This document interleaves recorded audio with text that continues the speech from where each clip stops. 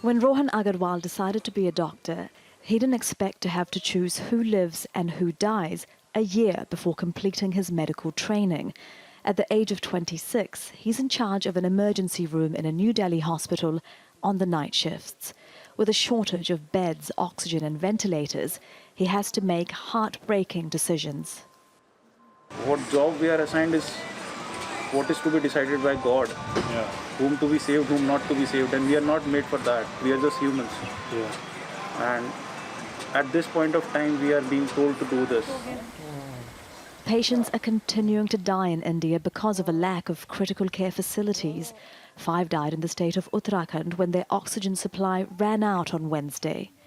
India's Air Force and Navy are now transporting oxygen and other aid, while the Army has joined the efforts to create more facilities.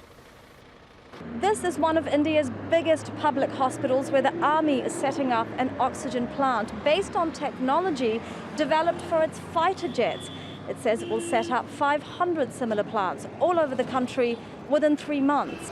The plant can generate 1,000 litres of oxygen every minute.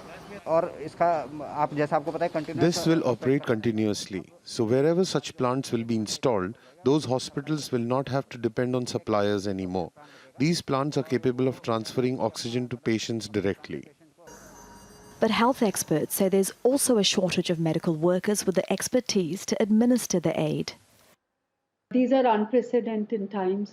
We have never seen a pandemic of this size and scale, and definitely a pandemic that stresses the infrastructure, not only in terms of beds, etc., but in terms of manpower. Rohan Agarwal takes a brief break to have his lunch, but says the intensive care unit or ICU is never far from his mind. That beep sound is continuously in our head, even while we are sleeping. That beep, beep, beep, beep, beep, that casualty noise, the ICU noise, that continuously goes in our head, in our ears, every time, every day.